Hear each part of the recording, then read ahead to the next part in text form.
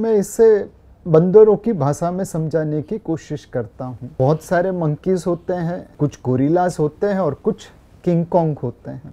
जो king Kong है वो लार्ज कैप है, उन्हें बहुत फर्क नहीं पड़ेगा अगर वातावरण थोड़ा इधर उधर हो गया। काफी स्ट्रांग रहते हैं, जमाना देखा हुआ है, शक्तिशाली है, तो एडवर्सिटी से उसे इम्पैक्ट उतनी नहीं होगी। पहले ये one upon wall street book में पढ़ा था कि प्रोफेशनल फंड मैनेजर्स और बच्चों की कंपटीशन में कि किसका पोर्टफोलियो अच्छा करेगा, उसमें बच्चे फंड मैनेजर से जीत गए। ऐसा क्यों हुआ? बच्चों ने वही कंपनी खरीदी जिसके प्रोडक्ट वो यूज कर रहे थे। टॉयज खरीदते थे तो खिलौने की कंपनी ले ली, कैडबरी खाते थे तो कैडबरी की कंपनी ले ली, किसी ब्रांड के कपड़े खरीदते थे तो उस कंपनी को ले लिया। सोना खरीद रहे, बेचने का नाम नहीं लेते। अब मार्केट में इतना सोना नहीं है कि हमारी हाउसवाइफ्स को और सेंट्रल बैंकर्स दोनों को मिला, दोनों को बेच सके। दोनों मिलके साल का 1000 टन सोना खरीद रहे हैं पिछले 3 सालों से। उस वजह से सोने के दाम बढ़े हैं। हमें लगता है कि सोने में अभी भी आप निवेश कर सकते हैं बिकॉज सेंट्रल बैंकर्स सोने की खरीदारी करते रहेंगे। बट एक चीज मैंने तय किया है कि गलतियां दोहराऊंगा नहीं। तो आप भी गलती जरूर करिए, बट इतनी छोटी करिए कि आपको भारी नहीं पड़े। एंड मोर इम्पोर्टेंटली वो गलतियां वापस मत दोहराना, सिर्फ एक ही बार करना। निवेश के मामले में 3 चीजें जरूरी हैं।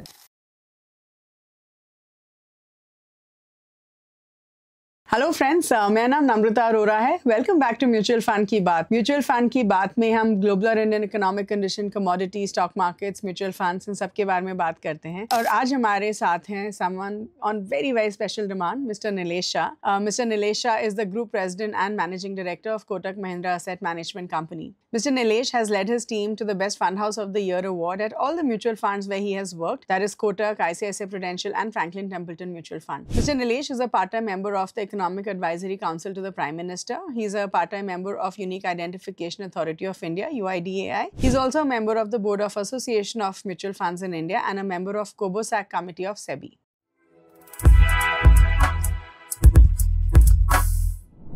Hello everyone, welcome back to mutual fund की बात. Thank you so much for joining us again. तो ऑन वेरी पॉपुलर डिमांड, क्योंकि आप सबने हमें कितना बोला कि नीलेश जी को वापस लेके आइए, we have with us Nilesh Shah, who is the MD and CEO of Kotak KMC. Nilesh ji, thank you so much for coming on our show again. And हमें बहुत सारे व्यूअर्स ने बोला कि we want Nilesh ji on this show, so we said चलो ठीक है, will get Nilesh ji on this show. So thank you so much for giving us your time. My pleasure. So Nilesh ji, I think आज हमारा जो कॉन्वर्सेशन होने वाला है is going to be around a lot of topics. I think हम mid cap funds as a category के ऊपर तो डिस्कस करेंगे ही, बट हम बहुत सारे और भी एस्पेक्ट्स के ऊपर टच अप करेंगे. एंड आई थिंक एक जो सवाल जो सबके मन में अभी है कि हम देख रहे हैं कि मार्केट्स को लेकर ना बहुत सारा कंफ्यूजन है, right? Come to look at it, India का रिटेल इन्फ्लेशन जो है वो अभी काफी नीचे हुआ है. We are 2.82%, lowest since May 2019. RBI ने जो है रेपो रेट कट किया है बाय 50 बेसिस पॉइंट्स, जिसकी वजह से बैंकिंग सेक्टर या इंडियन इकोनॉमी को इन जनरल बूस्ट मिलना चाहिए. बट वी ऑल्सो सी कि मिडल ईस्ट में काफी टेंशन चल रहा है. We see Iran and Israel really out there, जिसकी वजह से शायद क्रूड ऑयल प्राइस भी बढ़ सकता है. तो can you please help us understand Nilesh ji कि इस टाइम में हम इंडियन मार्केट को, स्टॉक मार्केट को किस नजरिए से देखें? क्या ये वॉलेटाइल होगी? क्या स्टेबिलिटी रहेगी? How do we look at Indian markets at this point? Namrata, आपने बचपन में एक जोक सुना होगा. एक बंदे को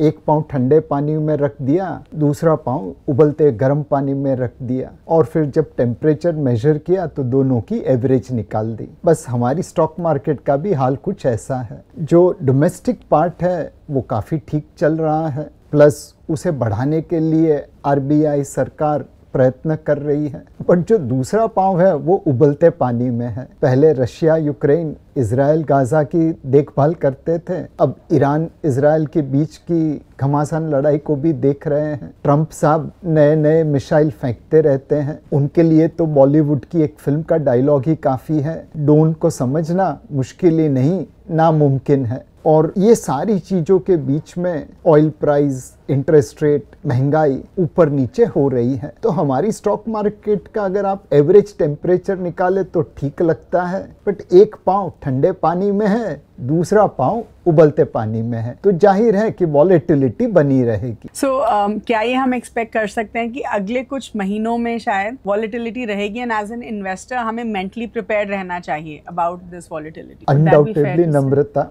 एंड एक बहुत अच्छा शेर किसी ने कहा है, परिंदे शुक्रगुजार है पतझड़ के, परिंदे शुक्रगुजार है पतझड़ के, अगर सदा बाहर रहती तो तिनके कहाँ से लाते। जब पतझड़ आई तो परिंदों ने तिनके जमा कर लिए, वहीं से आशियाना बना और वहीं से फिर वो बाहर का बेनिफिट उठा पाए। तो मार्केट में वॉलेटिलिटी बनी रहेगी, आपको परिंदे की तरह तिनके जमा करना है। म्यूचुअल फंड इन्वेस्टर है तो एसआईपी करिए, डायरेक्ट स्टॉक इन्वेस्टर है तो अच्छे स्टॉक खरीदिए, इस वॉलेटिलिटी का फायदा उठाइए ताकि जब बाहर आए तब आपको उसका बेनिफिट मिले।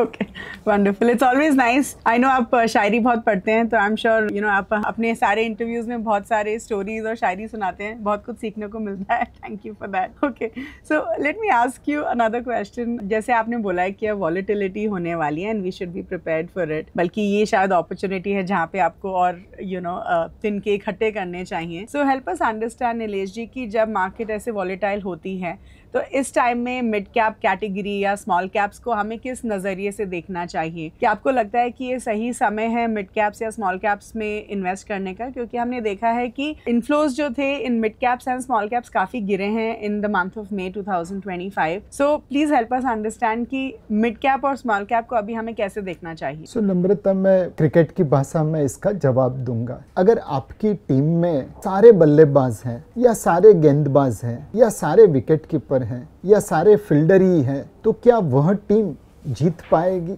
बल्लेबाजी करते धुआंधार रन करेंगे, बट फिर बॉलिंग में सारा एडवांटेज चला जाएगा। अगर सारे बॉलर की टीम बनी है तो शायद बॉलिंग अच्छी कर लेंगे, बट छोटा टारगेट पहाड़ के जैसे बराबर लगेगा। अभी रॉयल चैलेंजर्स बेंगलोर ने आईपीएल की ट्रॉफी जीती, 18 साल के बाद जीती, लेकिन उनकी टीम में एक संतुलन था। अच्छे प्लेयर थे, अच्छे इम्पैक्ट प्लेयर थे, अच्छे बॉलर थे, अच्छी कप्तानबाजी की, अच्छी फील्डिंग की। तो आपको भी महंगाई के सामने जीतने के लिए एक पोर्टफोलियो बनाना ज़रूरी है, जिसमें large cap stock Virat Kohli के जैसे होंगे, स्टेबल परफॉर्मेंस देंगे। फिर कोई small and mid cap stock होगा जिसमें शायद रिस्क ज़्यादा है बट रिटर्न की गुंजाइश भी अच्छी है। तो आप हमेशा एक मल्टी कैप पोर्टफोलियो बनाइए, कुछ लार्ज कैप, कुछ स्मॉल कैप, कुछ मिड कैप। अब क्या यह समय सही है निवेश करने के लिए? वो आपके टाइम होराइजन के ऊपर डिपेंडेंट रहता है। अगर आप 6 महीना, 12 महीना, 18 महीना देख रहे हैं तो इक्विटी में ही निवेश करने जैसा नहीं है, बिकॉज इक्विटी में निवेश करने के लिए आपको 3 से 5 साल का व्यू लेना ज़रूरी है। स्मॉल एंड मिड कैप ले रहे हैं तो शायद 5 से 7 साल का ले लीजिए, लार्ज कैप ले रहे हैं तो शायद 2 से 3 साल का ले लीजिए। इस तरह से आपको एक अच्छी पोजीशन, एक कंपोजिशन बन जाएगा जो आपको फ़ायदा करेगा। Okay, so you are saying कि चाहे मार्केट वॉलेटाइल हो या ना हो, at any point in time हमारा पोर्टफोलियो डाइवर्सिफाइड होना चाहिए। Would that be right to say? तो मिड कैप और स्मॉल कैप्स होना चाहिए, चाहे वॉलेटिलिटी हो या ना हो, it doesn't make a difference अगर हमारा इन्वेस्टमेंट होराइजन लॉन्ग टर्म है। बिल्कुल सही। मात्रा ऊपर नीचे कर सकते हैं। कभी आपकी रिस्क प्रोफाइल कम है तो लार्ज कैप ज़्यादा रखिए, कभी स्मॉल एंड मिड कैप बहुत सस्ते हो गए तो उसे आप बढ़ा लीजिए। मात्रा में ऊपर नीचे कर सकते हैं, लेकिन ये स्मॉल, मिड और लार्ज, इन चारों का आपके पोर्टफोलियो में होना बहुत ज़रूरी है। ओके, सो हमने ये भी देखा है नीलेश जी कि एक शायद जो एडवांटेज होता है इन्वेस्टर्स को मिड कैप्स में इन्वेस्ट करने का, इसकी हमें बहुत सारे ऐसे सेक्टर्स में एक्सपोजर मिल सकता है जो शायद लार्ज कैप्स में नहीं है या शायद स्मॉल कैप्स में भी नहीं है, राइट? बिकॉज लेट्स सी, बहुत सारे जो मिड कैप फंड्स हैं they focus on sectors like industrial products, reality, fintech, जो आपको लार्ज कैप्स में उतने नहीं मिलेंगे। सो डू यू थिंक अगर हम इस पर्सपेक्टिव से देखें तो मिड कैप ज़रूरी होते हैं हमारे पोर्टफोलियो में, बिकॉज हमें कुछ ऐसे सेक्टर्स का एक्सपोजर मिलता है जो लार्ज और स्मॉल में नहीं मिल रहा है? सो नम्रता, मैं इससे बंदरों की भाषा में समझाने की कोशिश करता हूँ। बहुत सारे मंकीज होते हैं, कुछ गोरिल्लास होते हैं और कुछ किंग कॉन्ग होते हैं। जो किंग कॉन्ग है वो लार्ज कैप है, उन्हें बहुत फर्क नहीं पड़ेगा अगर वातावरण थोड़ा इधर उधर हो गया। काफी स्ट्रांग रहते हैं, जमाना देखा हुआ है, शक्तिशाली है, तो एडवर्सिटी से उसे इम्पैक्ट उतनी नहीं होगी। गोरिल्ला है तो ऑब्वियसली वो किंग कॉन्ग जैसा शक्तिशाली नहीं है, बट बंदर से ज़्यादा शक्तिशाली है। उसने भी एक स्टेबिलिटी है, एक स्ट्रेंथ है, एक पावर है। बंदर है वो उछल कूद ज़्यादा करेंगे, बट कुछ ही बंदर से गोरिल्ला बन पाएंगे और कुछ ही गोरिल्ला में से किंग कॉन्ग बन पाएंगे। तो जब आप लार्ज कैप में निवेश करते हैं, आप स्टेबिलिटी के लिए निवेश करते हैं, स्मॉल कैप में निवेश करते हैं ग्रोथ के लिए करते हैं, और मिड कैप स्टेबिलिटी और ग्रोथ ये दोनों का एक मिश्रण देते हैं। ये सारी चीज़ों का आप अपने पोर्टफोलियो में जमा कर दे तो स्टेबिलिटी भी रहेगी और सुरक्षा भी रहेगी। मिड कैप और स्मॉल कैप में निवेश करना इसलिए ज़रूरी है बिकॉज उसमें आपको भविष्य के किंग कॉन्ग मिलेंगे। Okay, so we can assume based on what you are saying Nilesh ji कि ऐसे जो सेक्टर्स आगे जाके जो बड़ा करने वाले हैं जो अभी लार्ज कैप में नहीं है, so today's mid caps are tomorrow's large caps as we say, right? Yes. तो वी कैन से कि आज के जो ऐसे सेक्टर्स हैं जो शायद आगे जाके जिनका लार्ज कैप में काफ़ी एलोकेशन होगा वो अभी मिड कैप्स में है, so it's a good opportunity to invest in mid and small caps. Absolutely. Okay, so now tell us a little bit about your fund, Nilesh ji, Kotak Emerging Equity Fund. Please help us understand कि इस fund के लिए आपका stock picking strategy क्या रहता है? What are some of those vital points that you look at कि you know जब भी हम इस fund के लिए stock select करेंगे तो ये तो important चीज़ें हैं ही हैं जो हमें देखनी चाहिए। So, बहुत साल पहले नम्रता जब मैंने अपने कारकिर्दी की शुरुआत की थी म्यूचुअल फंड में, तो मैंने कुछ ऐसे स्टॉक में नुकसान कर लिया जो मुझे नहीं करना चाहिए था। एक निवेशक ने बहुत अच्छी तरह मुझे समझाया कि नीलेश भाई आप ऐसी गलती करिए जो हम करने के लिए सक्षम नहीं है। अगर आप भी वही गलती करेंगे जो मैं खुद कर सकता हूं तो आपको पैसा क्यों दूं। तब से मैंने ठान लिया कि जब भी निवेश करेंगे रियल बिजनेस में करेंगे, रियल कंपनी में करेंगे। तो पहली जो हमारी बाउंड्री है कि हमें चलते पुर्जे बिजनेस में निवेश नहीं करना है। भाव भले भागता रहे, लेकिन हम जिस भी बिजनेस में निवेश करेंगे वो रियल बिजनेस होगा, सही बिजनेस होगा। उसके बाद उस कंपनी को हम 3 रूप से इवैल्यूएट करते हैं। एक बिजनेस कैसा है, दूसरा मैनेजमेंट कैसा है और तीसरा वैल्यूएशन कैसा है। बिजनेस एक ऐसी चीज है जहां पे अगर आप कॉस्ट ऑफ कैपिटल से ज्यादा पैसा नहीं बनाओ तो निवेश करने का क्या मतलब। अगर 12% कमा के 14% चुकाना है तो जिंदगी भर आप लॉस ही करोगे। तो एनी बिजनेस जो अपने एक साइकिल में कॉस्ट ऑफ कैपिटल से ज्यादा पैसा बना पाए उसमें निवेश करना पसंद करेंगे। ऑब्वियसली किसी बिजनेस में सस्टेनेबिलिटी रहती है बिकॉज कॉम्पिटिटिव मोट है या टेक्नोलॉजिकल एडवांटेज है या ब्रांड का एडवांटेज है। वो जो भी हो वो सब मिला के हम देखते हैं सस्टेनेबल ग्रोथ कितना है और कॉस्ट ऑफ कैपिटल से ज़्यादा पैसा बनाएगा कि नहीं। दूसरी चीज़ है मैनेजमेंट। अगर मैनेजमेंट में कुछ विजन है, कुछ करने की तमन्ना है तो उसके साथ निवेश किया जा सकता है। अगर आपका मैनेजमेंट हमेशा पेज 3 के ऊपर आता रहेगा, पार्टी करेगा, तो आपके लिए काम कब करेगा। एंड फाइनली मैनेजमेंट में गवर्नेंस होना ज़रूरी है। आप कभी किसी चोर के साथ तो पार्टनरशिप नहीं करेंगे, अच्छे आदमी से ही करेंगे। तो स्टॉक मार्केट इन्वेस्टमेंट भी पार्टनरशिप हुआ। मैं वैसे आदमी से पार्टनरशिप करना पसंद करूंगा जो मुझे पीठ के पीछे छुरा नहीं भूके, कॉर्पोरेट गवर्नेंस सही हो। अब बिजनेस अच्छा मिल गया, मैनेजमेंट अच्छा मिल गया, बट फाइनली दाम तो चुकाने हैं। प्राइस इज व्हाट यू पे, value is what you get. 100 रुपए की चीज के लिए 150 रुपए देना तो वाजिब नहीं होगा, और हमेशा ये उम्मीद भी नहीं कर सकते कि 100 रुपए की चीज 50 रुपए में मिले। सामने वाले हमेशा बेवकूफ रहेंगे, ऐसा कैसे हो सकता है। तो बिजनेस, मैनेजमेंट और वैल्यूएशन, इस त्रिवेणी संगम में जो कंपनीज पसार होती है, जो रियल बिजनेस करती है, उनमें हम निवेश करते हैं। चाहे फिर वो कोटक इमर्जिंग इक्विटी फंड हो या कोई भी दूसरा फंड हो कोटक म्यूचुअल फंड का। ओके, सो चाहे ये कोटक इमर्जिंग इक्विटी फंड हो या any other mid cap funds, right, as an investor हमें वो क्या पैरामीटर्स देखने चाहिए जब हम एक मिड कैप फंड को सेलेक्ट करते हैं, क्योंकि आई ट्रूली बिलीव पिछले इतने सालों से इन्वेस्ट कर रहे हैं, मुझे लगता है कि हमने भी गलतियां करी हैं in terms of selecting a good fund for ourselves. बाद में लगता है कि अगर इस लार्ज कैप में या इस मल्टी कैप में या इस फ्लेक्सी कैप में किया होता तो शायद अभी कितना पैसा बन गया होता। So please help us understand Nilesh ji कि अगर हमें एक अच्छा मिड कैप फंड अपने लिए सिलेक्ट करना है तो हमें वो क्या क्या पैरामीटर्स हैं जिनको कंसिडर करना चाहिए at the time of investment. So एक है नम्रता कि आप पोर्टफोलियो देखें कि इसमें किस किस प्रकार की कंपनी का निवेश हुआ है। कई बार फंड के परफॉर्मेंस इसलिए अच्छे होते हैं कि उन्होंने खुद ही भाव से खरीद के शेयर के दाम आसमान को ऊपर कर दिए हैं। बहुत पहले जब मैं अपनी कारकिर्दी की शुरुआत कर रहा था तब मैंने नुकसान किया था, तो फिर लोगों के पास गया था समझने के लिए कि नुकसान से कैसे बचे।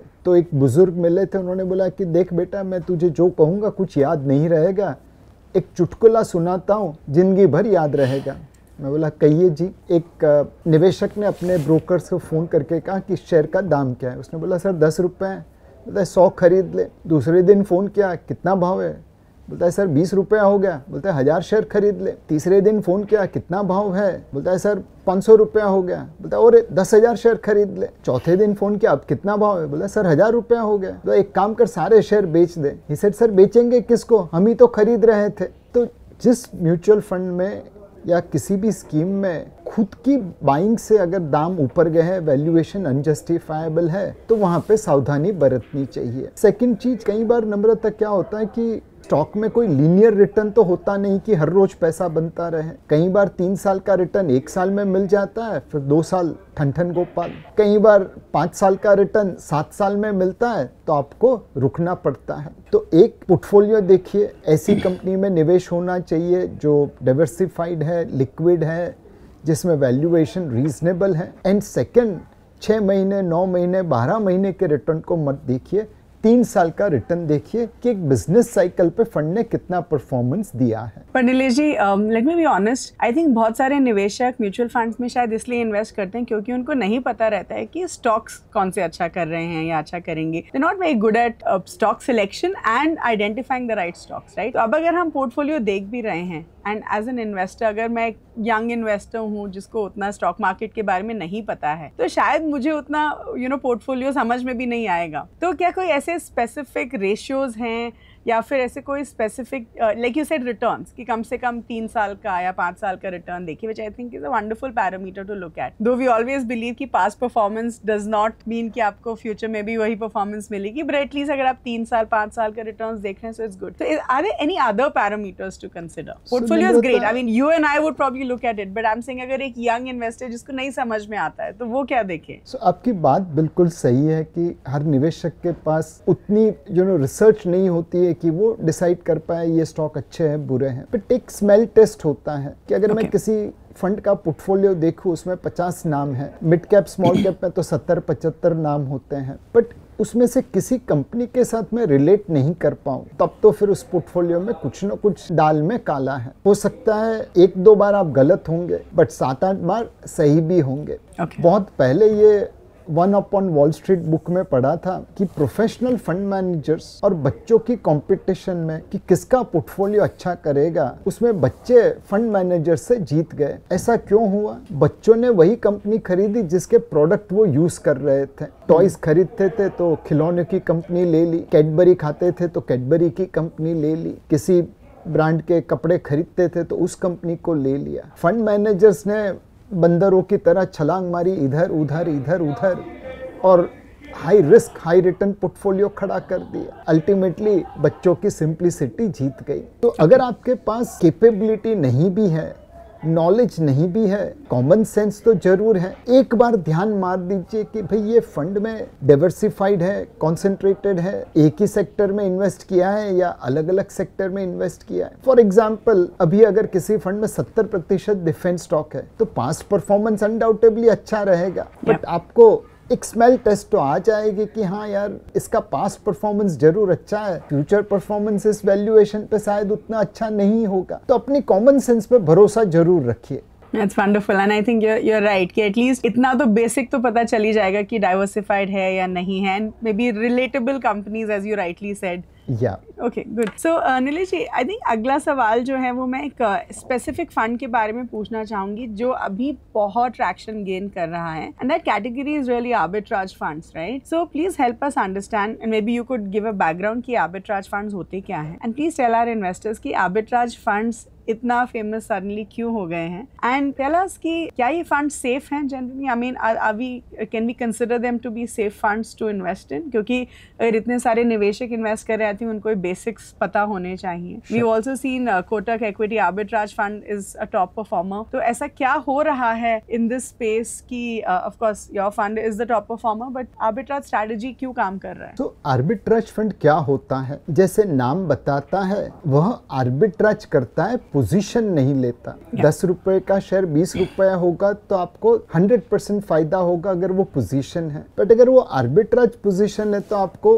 10 का 20 होए 10 का 5 होए कोई फर्क नहीं पड़ेगा बिकॉज आपने जितना आर्बिट्राज लगाया है उतना ही पैसा बनेगा how do we achieve that cash market में खरीदते हैं उसी समय फॉरवर्ड मार्केट में बेच देते हैं 10 रुपए की चीज ली 11 रुपए पे बेच दिया 1 रुपया हमारा प्रॉफिट है अब 10 रुपए का 5 रुपया हो गया तो हमें कोई फर्क नहीं पड़ता बिकॉज वो फ्यूचर 5 रुपए का 6 रुपया हो जाएगा 10 रुपए का स्टॉक 20 रुपया हो गया हमें कोई फर्क नहीं पड़ता बिकॉज जो फ्यूचर मैंने शॉर्ट किया है वो 21 रुपया हो जाएगा मुझे तो सिर्फ 1 रुपया कमाना है तो ये arbitrage cash future equity market का होता है अब मैंने ट्रेड लगाया सेटलमेंट होगा पैसा आएगा इसके पीछे क्लियरिंग कॉर्पोरेशन की गारंटी रहती है तो इतने सालों से आर्बिट्राज मार्केट चल रही है स्टॉक मार्केट सेटलमेंट चल रहा है अब तक तो कोई परेशानी नहीं हुई तो हम ये अनुमान लगा सकते हैं कि इसमें जोखिम बहुत ही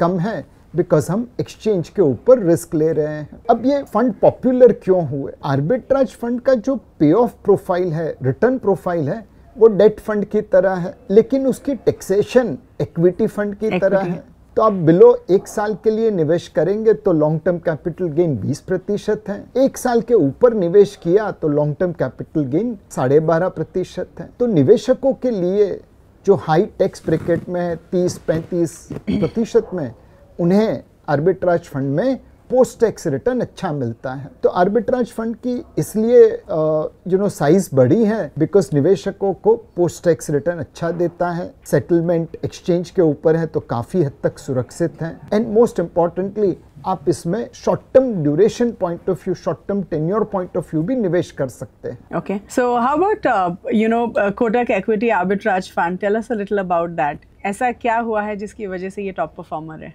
ये इंडस्ट्री का सबसे बड़ा फंड है और काफी अच्छा कर रहा है और ये कई सालों से कर रहा है तो हमारी इस सफलता के पीछे राज क्या है जी कोई राज नहीं है हम भी वही करते हैं जो और लोग कर रहे हैं बट हम उस चीज को बड़ी अच्छी तरह करने की कोशिश करते हैं फॉर एग्जाम्पल जब मैं आर्बिट्राज करता हूँ कैश खरीद के फ्यूचर शॉर्ट करना तो मैं जो फ्यूचर्स में खरीद रहा है उसे लिवरेज दे रहा हूँ उसे फाइनेंसिंग दे रहा हूँ अब कोई भी स्पेक्यूलेटर हो इन्वेस्टर हो वो नहीं चाहता कि उसकी पोजीशन दुनिया में मालूम पड़ जाए तो कई बार ये बड़े बड़े निवेशक हमारे पास आते हैं कि भाई हमें इतनी लिवरेज चाहिए और आप उसे एक्सचेंज के ऊपर एग्जीक्यूट कर दीजिए हम 5 पैसा ज़्यादा दे देंगे बट कोशिश यही करना कि हमारी पोजीशन हमारा नाम किसी को पता नहीं चले हम लोग गणपति भगवान की तरह हैं सुनते सबकी है और फिर बोलते कम है तो ये कोशिश हमारी यही है कि जो कैश फ्यूचर आर्बिट्राज है वो सही तरीके से करे अच्छी तरह से करे दिन भर उसके पीछे लगे रहे ताकि इतनी बड़ी साइज पे भी हम अपने निवेशकों के लिए अच्छा रिटर्न जनरेट कर पाए wonderful so yeah like you rightly said arbitrage funds में आई थिंक डेट रिटर्न्स के साथ I think similar to liquid funds is what you would get in arbitrage fund but at the same time आपको equity taxation का benefit मिल रहा है which is which is wonderful. Okay, so हम कितनी बार ये डिस्कस कर चुके हैं कि एक्टिव फंड्स होते हैं या पैसिव फंड्स बेटर हैं, विच कैटेगरीज बेटर. तो अगर हम मिड कैप सेगमेंट में ही देखें, so what do you think Nilesh ji कि एक actively manage mid cap fund या एक passive mid cap fund, maybe a fund which is tracking Nifty mid cap 150 index, so do you think which category, which fund is better? क्योंकि I no कि बहुत सारे निवेशकों को लगता है कि अगर हम एक्टिव और पैसिव फंड्स में कंपेयर करें तो कोई भी इंडेक्स फंड जो है एक एक्टिवली मैनेज फंड से थोड़ा कम रिस्की होता है. Is that true? Do you think that belief system is true? So लोगों को एक फैशन हो गई है कि भाई पैसिव इन्वेस्ट करिए, पैसिव में रिस्क कम है, ये बोलने की. बट आपको पता है नम्रता, जैसे अगर 500 स्टॉक का इंडेक्स है तो उसमें जो स्टॉक 300वें नंबर की कंपनी से अच्छा परफॉर्म करेगा उसी को इंडेक्स में लेंगे.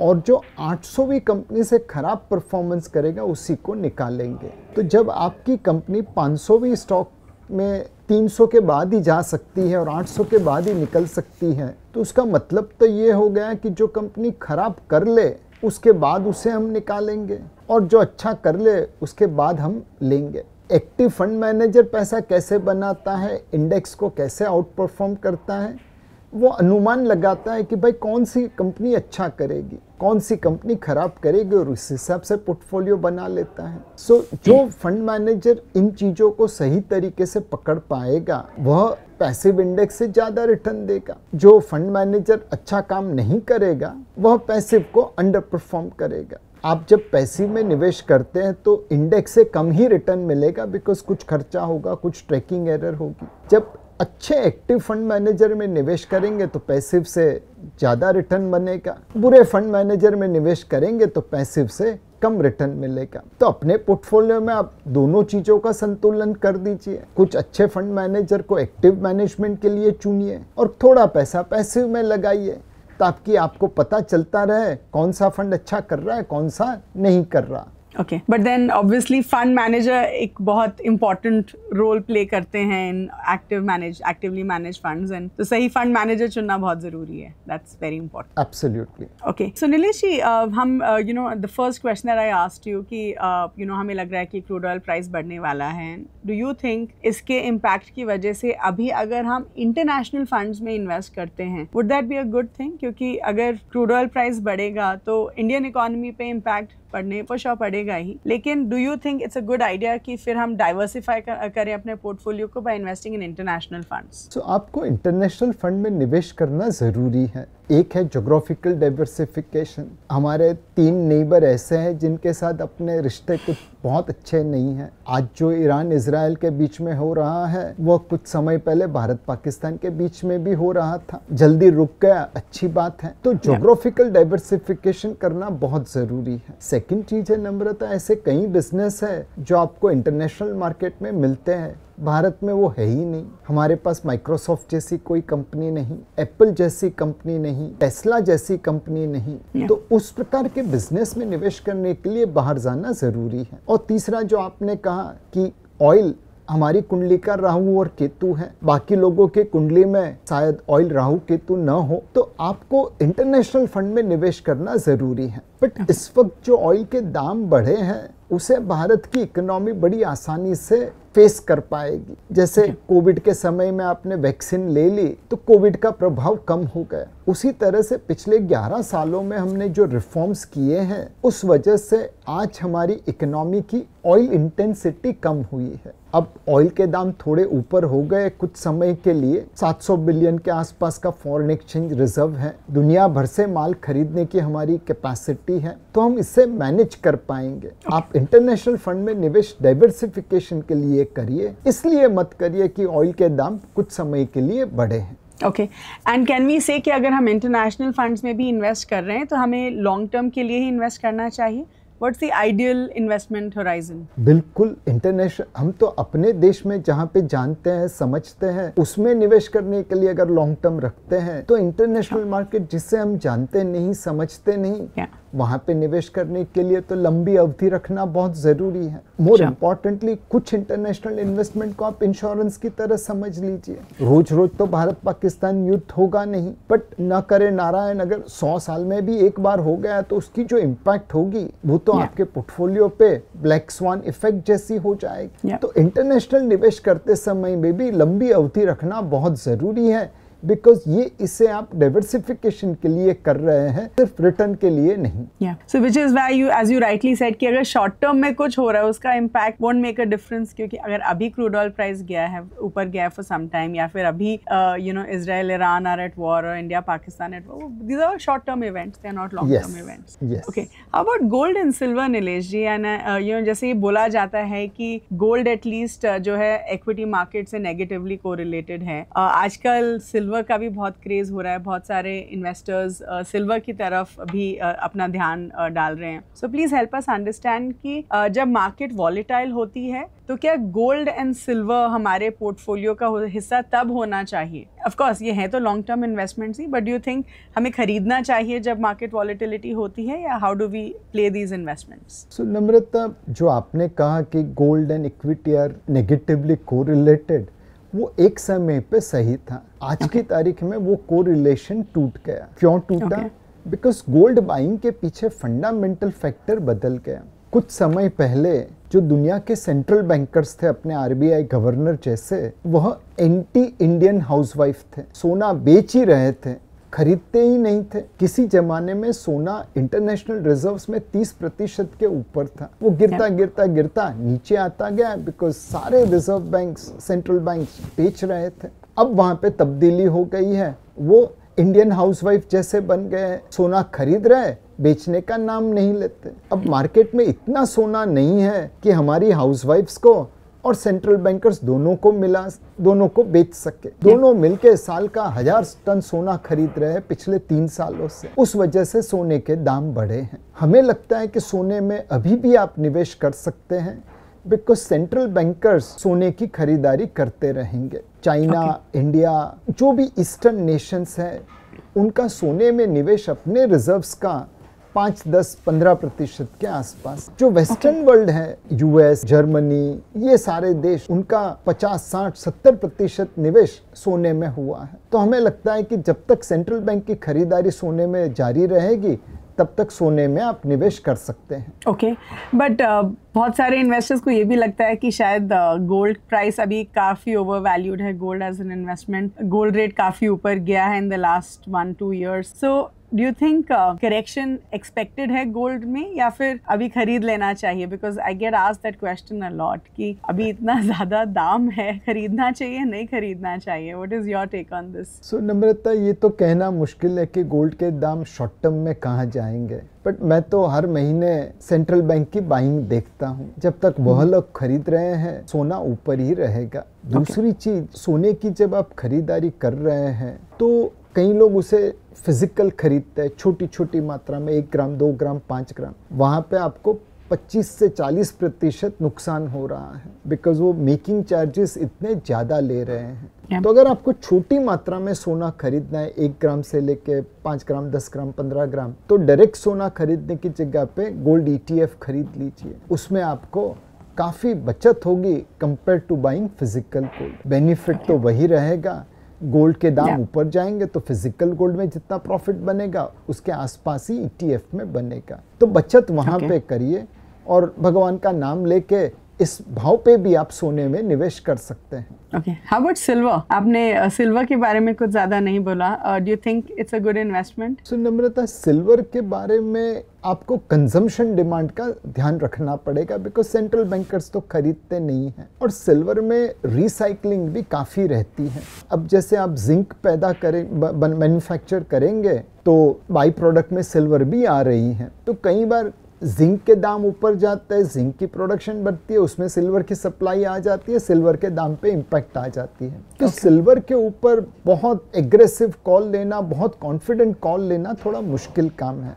बट आज की तारीख में लोगों को लग रहा है कि इन द नियर टर्म 3 महीने 6 महीने सिल्वर शायद गोल्ड को भी आउट परफॉर्म कर दे। गोल्ड सिल्वर एक रेशो में चलते हैं, वो आज एक मैक्सिमम डाइवर्जेंस के ऊपर है। नाउ मैं यही कहूँगा कि लॉन्ग टर्म में अगर निवेश करना है तो गोल्ड अच्छा है, शॉर्ट टर्म ट्रेडिंग कॉल देना है तो शायद सिल्वर के ऊपर आप खेला कर सकते हैं। Okay, I think that answers a lot of the questions which the investors ask. Okay, so जब हम diversification की बात करते हैं Nilesh, and you're all for diversification, आप पहले भी बोल रहे थे कि large cap, mid cap, small cap एक अच्छी diversified portfolio होना चाहिए हम सबका. So do you think अगर हम investment styles के basis पे diversify करते हैं, is that a good idea? जैसे growth style of investing है, value style of investing है, value funds हैं, growth funds हैं. Do you think कि अगर हम अपना पोर्टफोलियो इस हिसाब से डाइवर्सिफाई भी करें, would it have an impact on the returns? So, नम्रता जी, अगर आप इक्विटी क्लास में डाइवर्सिफिकेशन की बात करते हैं तो growth value, growth at reasonable price,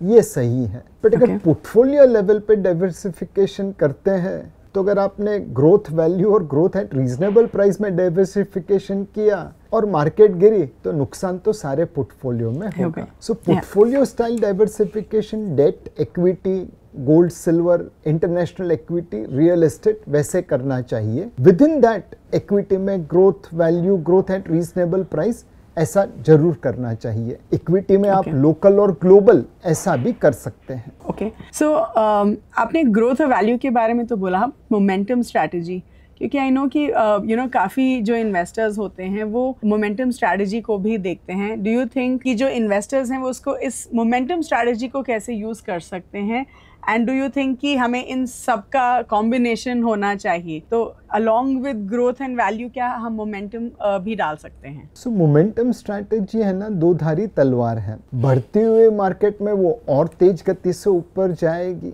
गिरती हुई मार्केट में बहुत तेज गति से गिरेगी। ये मार्केट से ज्यादा चलने या गिरने वाली स्ट्रैटेजी है। तो जब मार्केट तेजी में हो तो डेफिनेटली मोमेंटम स्ट्रैटेजी करनी चाहिए, बट राइट मौके पे निकल भी जाना चाहिए, बिकॉज गिरती हुई मार्केट में ये और तेज गिरेगा। सो मेरा रिकमेंडेशन यही है कि जब मार्केट में इस प्रकार की वॉलेटिलिटी है तो मोमेंटम स्ट्रैटेजी में SIP करनी चाहिए। जरूर कुछ पैसा टॉप पे लगेगा बट कुछ पैसा बॉटम पे लगेगा। वॉलेटिलिटी ज़्यादा है तो आपकी SIP को वहाँ पे अच्छा रिटर्न मिलने की गुंजाइश है। तो momentum strategy by and hold strategy नहीं है, उसे आपको मॉनिटर करना पड़ेगा, चाहे स्टॉक में करे चाहे म्यूचुअल फंड में करे। So basically we can say कि मोमेंटम स्ट्रैटेजी के लिए आपको टाइमिंग जरूरी होता है। तो अगर आप टाइमिंग कर पाएंगे तो अच्छा है, बिकॉज दैट्स व्हेन आप उसका सबसे ज्यादा बेनिफिट उठा पाएंगे in terms of strategy. Okay. So Nilesh ji, there was once, you had said कि market excesses have corrected and it's time to start accumulating. तो आप हमारे निवेशकों को ये बताइए कि इसका मतलब क्या है? What does the statement mean? So वो statement जो मैंने दिया था वह तकरीबन 2021-22 के समय में दिया था। आपको पता है अक्टूबर 21 से मार्केट का टॉप हो गया था 18,500 निफ्टी के आसपास और गिरते गिरते 15,500 के आसपास पहुंचा था। तकरीबन जब आधे रास्ते में था तब मुझे लगा कि अब एक्सेसिस करेक्ट हो गई है और अब यहाँ पे आपको खरीदना चाहिए। तो कई बार लोगों को लगता है कि यार इक्विटी तो लॉन्ग टर्म इन्वेस्टमेंट है, उसमें अंडरवेट ओवरवेट ये सब क्यों बोलते हैं, क्यों ऐसा नहीं बोलते डाल के बैठ जाओ। तो जो कुंभकर्ण वैरायटी के निवेशक है जो पैसा डाल के 14 साल के लिए उसे देखेंगे नहीं, उनको हम ये बाई एंड होल्ड स्ट्रैटेजी दे सकते हैं।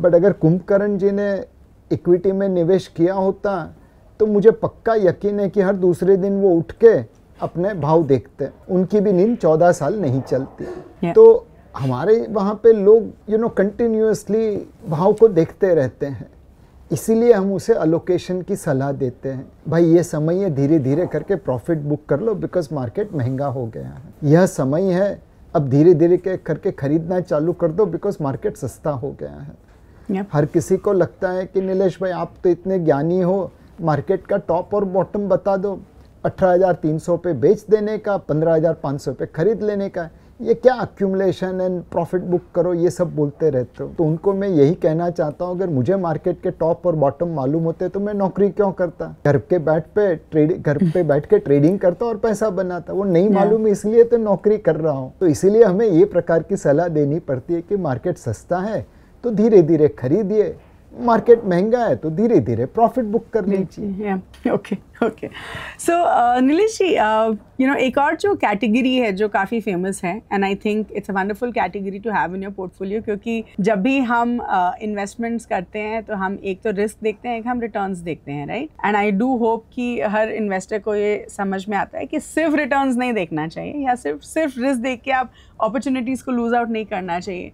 तो एक जो बहुत ही बैलेंस्ड कैटेगरी है, that is your hybrid funds. तो हेल्प अस अंडरस्टैंड कि आपके पर्सपेक्टिव से hybrid fund as a category of investment कैसा होता है? होना चाहिए इन्वेस्टर के पोर्टफोलियो में, नहीं होना चाहिए, या फिर कितना होना चाहिए? So give us your perspective on hybrid funds. So Namrata ji, जो एक एवरेज इन्वेस्टर है उसको हाइब्रिड फंड की बहुत ज़रूरत है। यह एवरेज रिस्क टेकर जब मार्केट गिरता है तो डर के मारे इक्विटी से रिडम्पशन करता है, खरीदने के समय में बेच देता है। जब मार्केट भाग जाता है तो लालची होता है और ज़्यादा पैसे लगाता रहता है, बेचने के समय पे खरीदता है। अब ये फितरत है हमारी, इसे हम काबू में नहीं रख पाते। जैसे कई लोग हैं जो रात को लेट जागते हैं, सुबह देर से उठते हैं, एक्सरसाइज नहीं करते, जंक फूड खाते हैं। उनको सबको मालूम है ये गलत है, ये नहीं करना चाहिए, बट उससे परहेज करना बहुत मुश्किल है। जो रियल लाइफ में होता है वही इन्वेस्टमेंट में होता है। लोगों को पता है कि भाई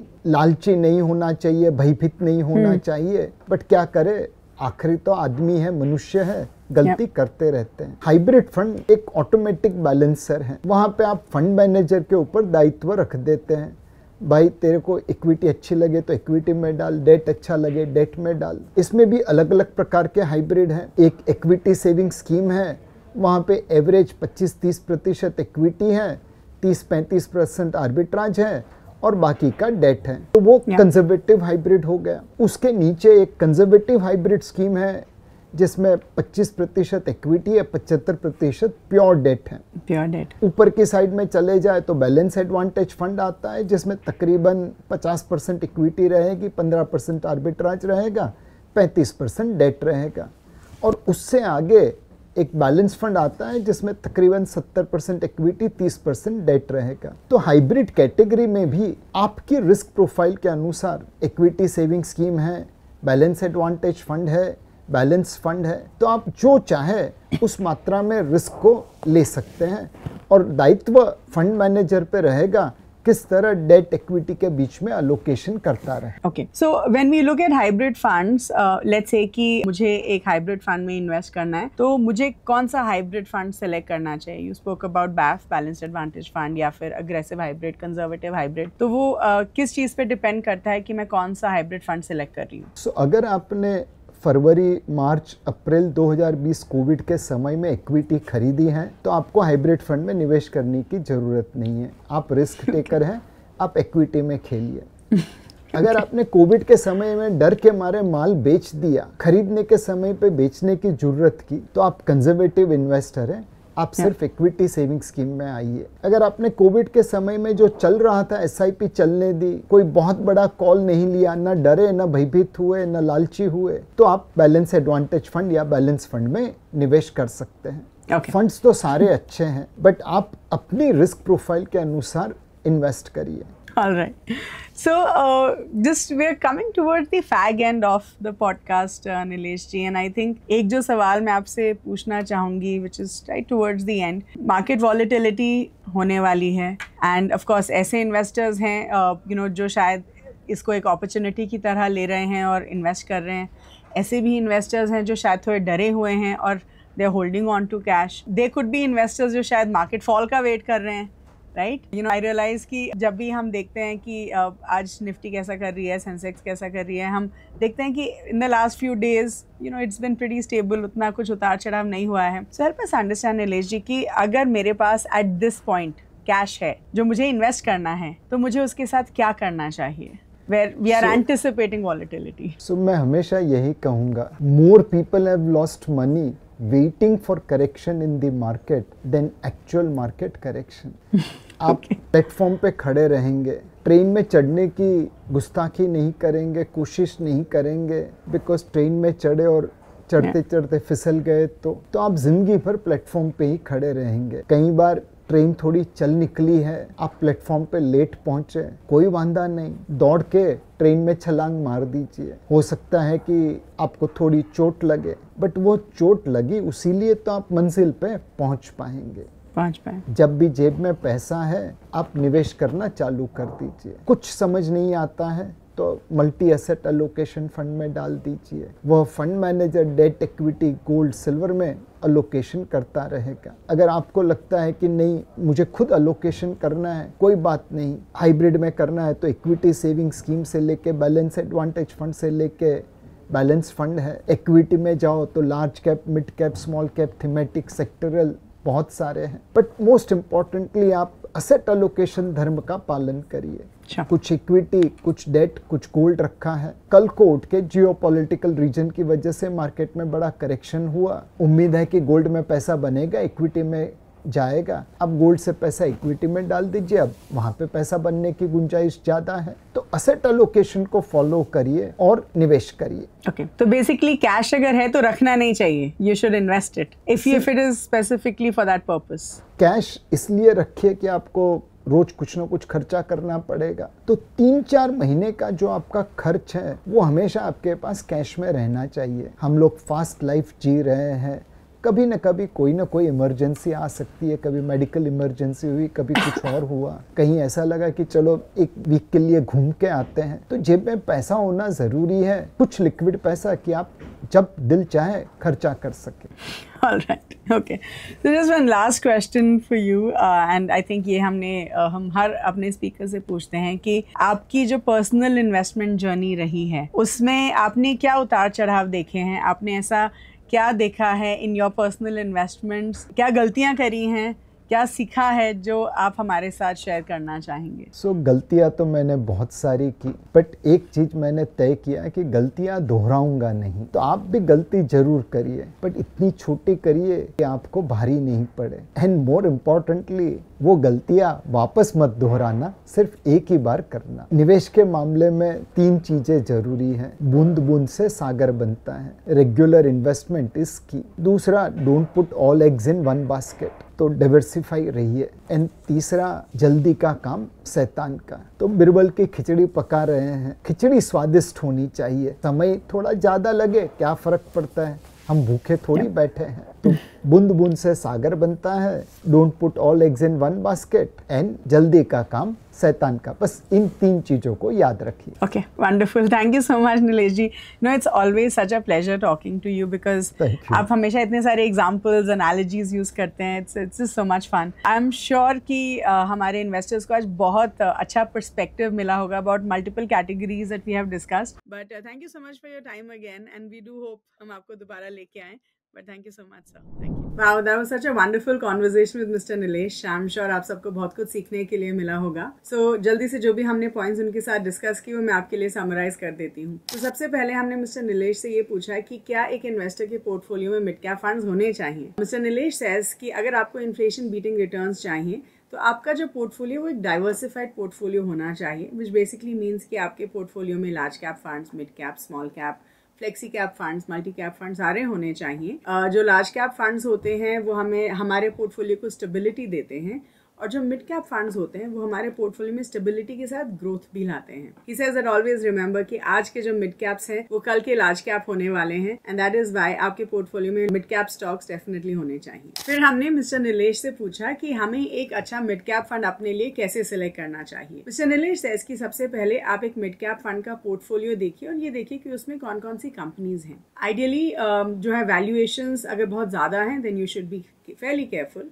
He also says कि जो पोर्टफोलियो है वो वेल डाइवर्सिफाइड होना चाहिए अक्रॉस सेक्टर्स, अक्रॉस इंडस्ट्रीज, और पोर्टफोलियो लिक्विड भी होना चाहिए। फिर आप एक मिड कैप फंड की, उस फंड की जो है परफॉर्मेंस को भी आपको देखना चाहिए और एटलीस्ट 3 साल की परफॉर्मेंस देखनी चाहिए। देन ही ऑल्सो सेज कि जो कंपनीज हैं पोर्टफोलियो में वो ऐसी कंपनीज होनी चाहिए जिनके साथ आप रिलेट कर पा रहे हैं, ऐसी कंपनीज जिनके बारे में आप जानते हैं, और अगर आपने उनके बारे में नहीं सुना है then there could be there could be some problem. फिर हमने मिस्टर निलेश के साथ एक्टिव और पैसिव फंड्स के बारे में डिस्कस किया, एंड मिस्टर निलेश सेज कि जो पैसिव फंड्स होते हैं वो एक एक्टिव फंड जितना ही रिस्की होते हैं। तो जो पैसिव फंड्स होते हैं वो अपने पोर्टफोलियो को रेगुलरली रीबैलेंस करते हैं और जो बुरे परफॉर्मर्स हैं उनको निकालते रहते हैं, बट ये तभी होता है जब बुरी परफॉर्मेंस आ गई होती है। वेराज अगर हम एक्टिव फंड्स की परफॉर्मेंस देखें, वो डिपेंड करती है एक फंड मैनेजर के ऊपर, जिनका काम यही होता है to pick this good performers for the future. और अगर एक एक्टिव फंड अच्छा करता है then it can beat its benchmark in the long term. तो जो पैसिव फंड्स होते हैं वो अपने बेंचमार्क को कभी बीट नहीं कर पाते हैं because of tracking error and expense ratio. तो आइडियली अगर देखा जाए तो आपके पोर्टफोलियो में एक पैसिव और एक्टिव फंड्स का कॉम्बिनेशन हो सकता है।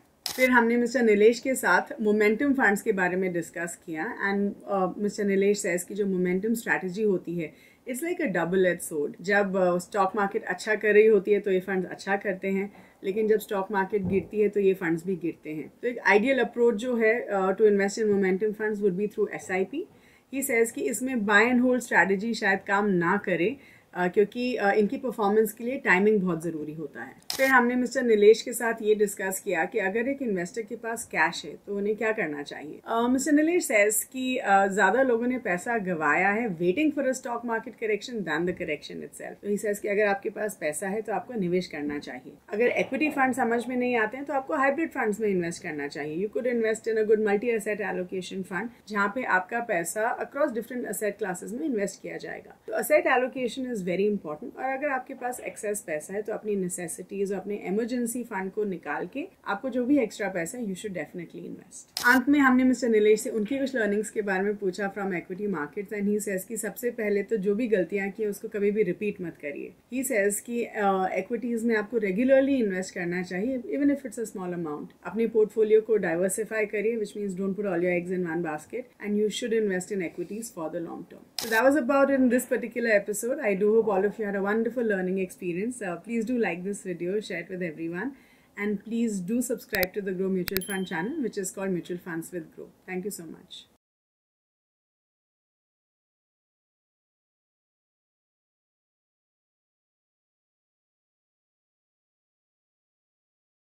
Mutual fund investments are subject to market risks. Read all scheme-related documents carefully.